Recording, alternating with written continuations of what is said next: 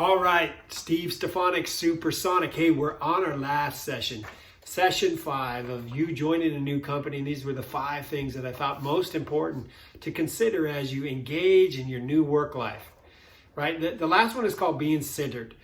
Part of being centered is knowing who you are. So as you enter this job, it's very clear that we're bringing our own stuff in.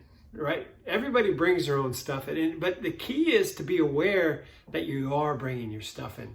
You know, who you are, like what are your strengths? You know, there's all kinds of great assessment tools and that kind of stuff that if you haven't done it, you probably did it in the search when you were looking, knowing where you really stand up strong and also knowing where you're weak. How do you build team and support around you for weaknesses, and how do you really keep yourself in the game of being in your biggest, your boldest, and your best? Right? The second is we all have triggers. There's things that get under our skin and cause us to overreact or get uncomfortable or maybe even fight or flight, right? We have to be aware of those, and we have to be centered enough to say, hey, I'm getting triggered here, and it's from a past conversation. Do I really need to bring this forth in this conversation? Be centered enough to recognize those things. And lastly, we always have our automatic behaviors. Where do you, when something comes in, you just react. Comes in, react.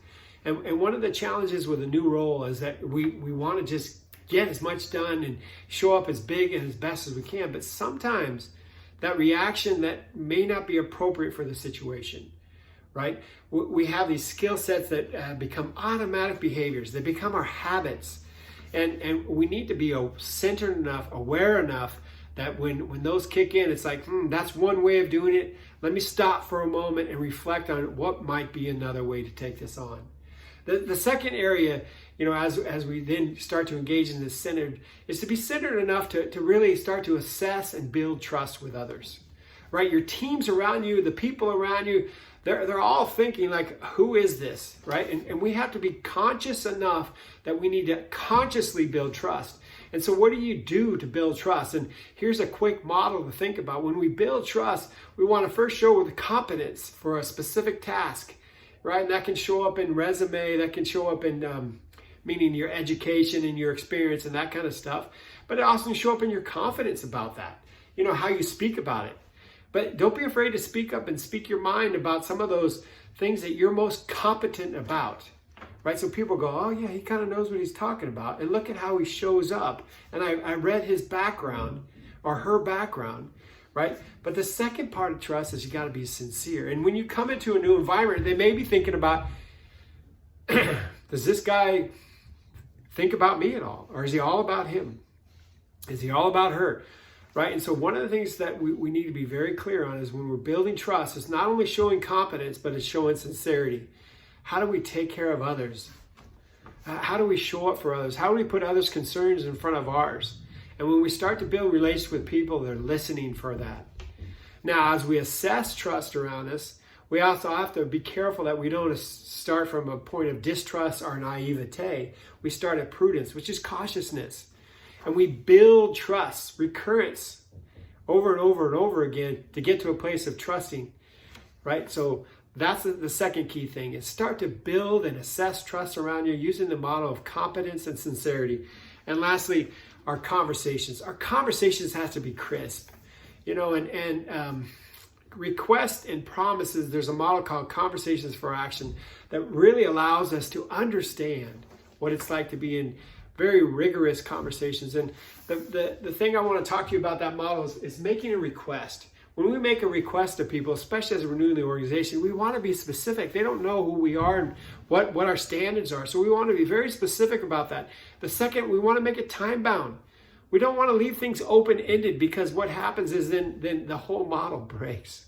The whole model breaks. So specific, time-bound, and we want to connect people to the why. That's the third piece. When we make a request, we want to make sure they're connected to the bigger story of why this request is important. It's not a busy task.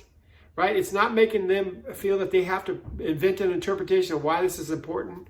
When you first start an organization, people are not going to be aware of this. So you got to be very specific, very time-bound on your request, and also bring in the big why.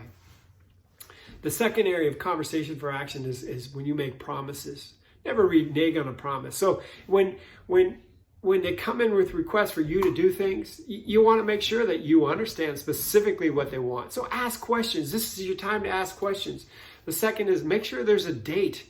And if it doesn't fit in your schedule, counter on that date. Get it clear, right? That this is when you can deliver it.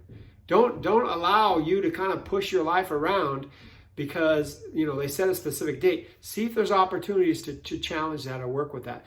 And always ask for the context, the why.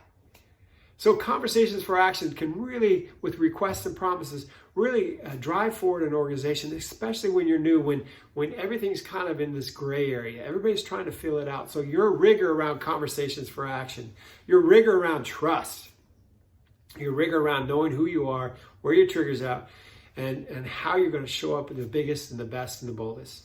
So congratulations on your new role. That's so exciting. You started a new job, and I'm hoping these 5 videos kind of grounded you in some of the key things that are going to help you successfully transition into this role. As you can see, most of it has to do with the people side of it, taking care of yourself and taking care of others, right? And I hope you have this great opportunity ahead of you to really practice a lot of stuff in the video. If you're looking for a coach, or if you need more support around this, or you want to talk some more, feel free to give me a call. I'll be happy to talk to you about my different programs and different workshops that can support you and others in these type of transitions.